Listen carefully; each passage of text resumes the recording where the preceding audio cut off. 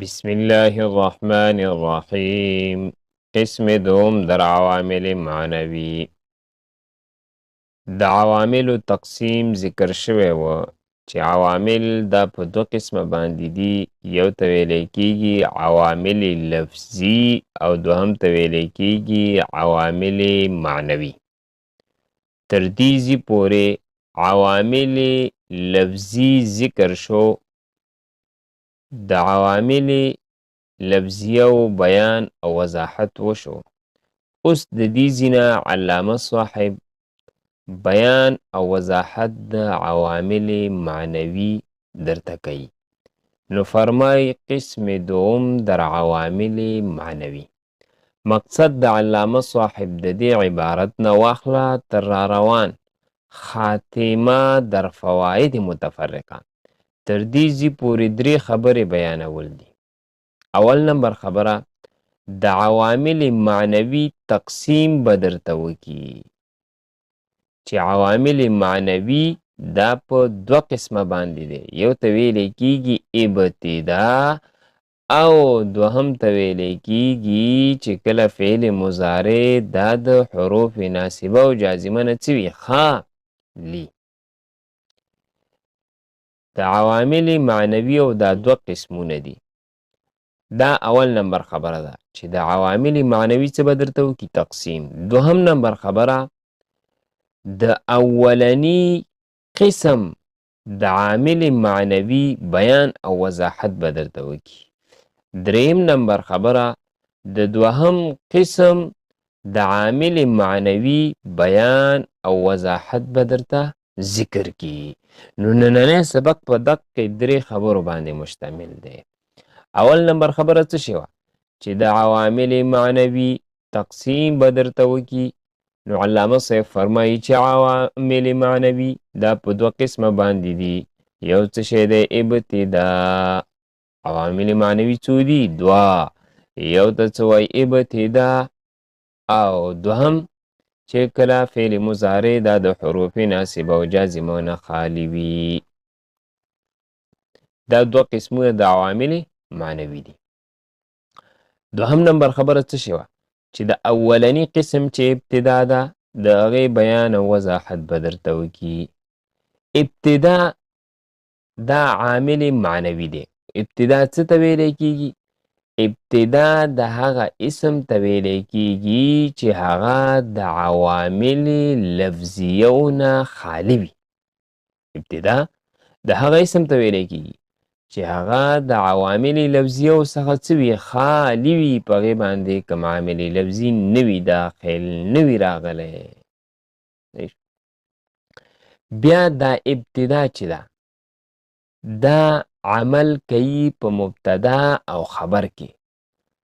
مبتدا ته هم رفع ورکوي دا عامل دغه ابتدا او خبر ته چې دی هم رفع ورکوي. ابتدا دا عمل کوي په چا کې؟ مبتدا او خبر کې. مبتدا ته هم رفع ورکوي او خبر ته هم څه ورکوي؟ رفع ورکوي. او د دې مبتدا او خبر په باره کې دوه نور مسلکونه او مذهبونه به هم درته علامه صاحب ذکر کی چې د دې مبتدا باره کې یو دوه نور مذهبونه هم دي. یو مذهب دا دی چې بعض علماء کرام فرمایي چې ابتدا دا عمل کوي په مبتدا کې. بیا دا مبتدا چې دا عمل کوي په خبر کې. یو مذهب دا دی چې مبتدا دا عمل کوي په چا ابتدا دا عمل کوي په چا کې؟ په مبتدا کې. یعنی د مبتدا عامل چې دی هغه عامل معنوي دی او بیا دغه مبتدا چې دا عمل کوي په خبر کې. بیا دا مبتدا خبر طرف ورکوي. یعنی د خبر عامل چې دی دا عامل لفظي دی عامل معنوي نه دی. دا یو مسلک یو مذهب. دوهم مذهب د دې مبتدا خبر په باره کې دا دی چې مبتدا دا عمل کوي په خبر کې او خبر دا عمل کوي په مبتدا کې. یعنی مبتدا چې دا رفع ورکوي خبر ته او خبر چې دی دا رفع ورکوي چاته مبتدا ته. دا په یو بل کې عمل کوي. دا دوهم مسلک به درته علامه صاحب ذکر کی. نو د دې مسلک مطابق په مبتدا کې هم عامل چې دی هغه لفظي دی او په خبر کې هم عامل څه دی لفظي دی، معنوي نه دی. پوه شئ په دې خبره باندې. نو د مبتدا او خبر په باره کې تقریبا 3 مسلکونه او مذهبونه به درته ذکر کی. اول مسلک او مذهب دا دی چې مشهور په مبتدا او په خبر په دې دواړو کې چې دی عامل لفظي نه دی بلکې څه شی دی معنوي دی چې ابتدا ده. دا ابتدا مبتدا ته هم رفع ورکوي او خبر ته هم رفع ورکوي. او دوهم مذهب چې علامه صاحب به درته ذکر کي هغه دا دی چې دا ابتدا دا عمل په مبتدا کې کوي، مبتدا ته رفع ورکوي، خو بیا مبتدا چې دی دا خبر کې عمل کوي، خبر ته رفع ورکوي. نو د مبتدا عامل چې دی هغه معنوي دی او د خبر عامل چې دی هغه لفظي دی چې مبتدا ده. او دریم مسلک او مذهب دا دی چې دا دواړه په یو بل کې عمل کوي. مبتدا عمل په خبر کې کوي او خبر عمل چې دی دا په مبتدا کې کوي. نو د دواړو عامل چې دی هغه لفظي دی معنوي نه دی. دریم نمبر خبره څه شی وه چې د دوهم قسم بیان او وضاحت به وکړي. دوهم قسم څه شی و؟ دوهم قسم دا و د عامل معنوي چې فعل مضارع دا د حروف ناصبه او جازمهونه خالی وي. دا دوهم قسم دی. نو د دې بیان او وضاحت به علامه صاحب درته وکړي. نو علامه صاحب فرمایي کله چې فعل مضارع دا د حروف ناصبه او جازمه څخه خالی وي نو دا بیا فعل مضارع ته څه ورکوي؟ رفع ورکوي. فعل مضارع ته څه ورکوي؟ رفع. یعنی د فعل مضارع د حروف جازمه او د حروف ناصبهونه خالی کېدل کله چې د دې نه خالي وي نو په دې صورت کې به بیا دا څه شی وي؟ مرفوع، رفع به پې وي. ګورئ ورته. نو راځو اوس دا 3 واړه خبرې لاندې کتاب کې وایو. اول نمبر خبره څه شی وه؟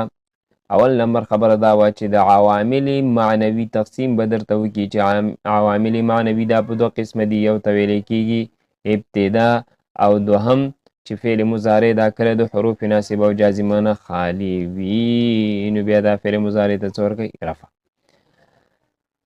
نو دا اول نمبر خبره علامه صاحب ذکر کوي. قسم دوهم قسم در عوامل معنوي په بیان د عوامل معنویو کې دی.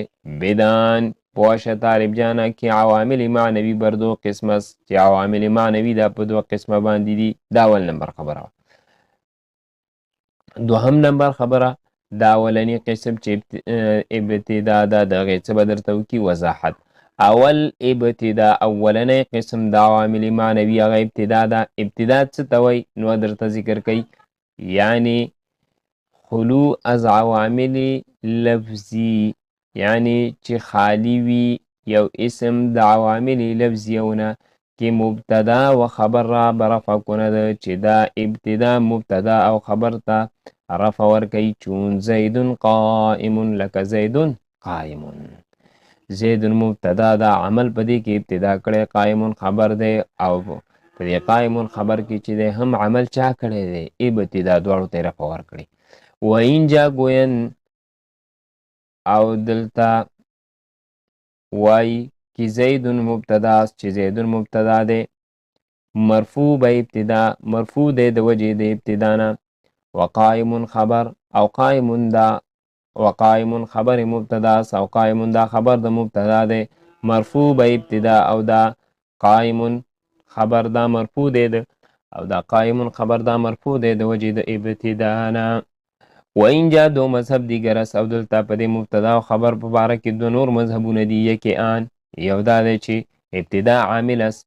دا ابتدا دا عامل دی در مبتدا په مبتدا کې، یعنی ابتدا د عمل په مبتدا کې کوي، و مبتدا در خبر، او مبتدا دا عمل کوي په خبر کې، او مبتدا بیا عمل کوي په څه کې؟ خبر کې. یعنی د مبتدا عامل چې دی هغه معنوي دی، او د خبر عامل چې دی هغه لفظي دی چې مبتدا ده. دیگر آن کې بل دا دی چې هر یکی از مبتدا و خبر عامل است. هر یو د مبتدا او خبر څخه عامل دی، در دیگر دا عامل دی په بل کې.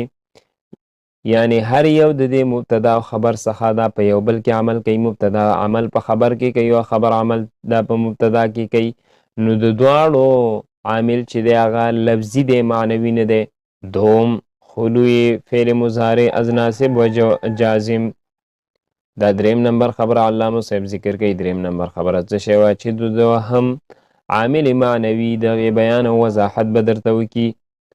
نو علامه صاحب فرمایي چې دوهم قسم د عامل معنوي هغه دا دی چې فعل مضارع دا د حروف ناصبه او جازمه نه خالي وي.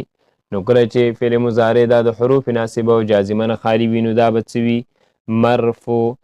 یعنی کله چې په فعل مضارع باندې د حروف ناصبه څخه کم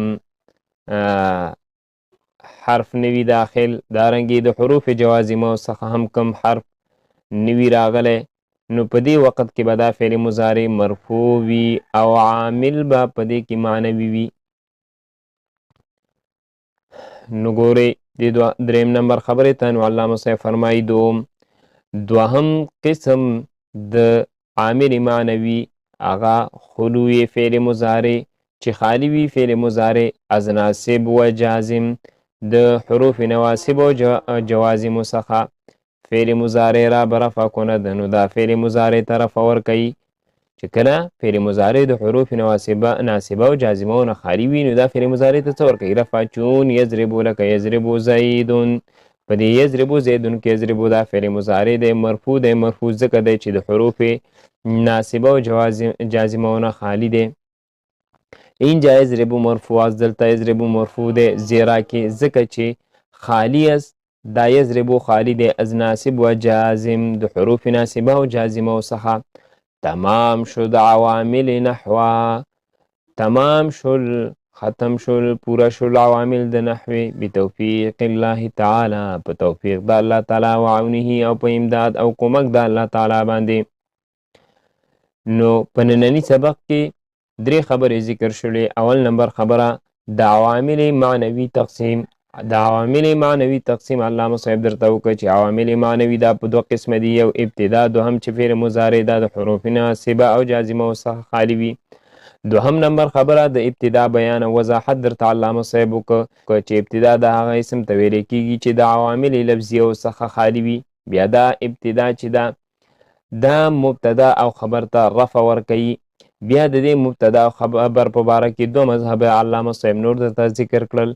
یو مذهب دا و چې مبتدا کې عامل چې دی هغه ابتدا ده، او بیا دا مبتدا عامل دی په خبر کې.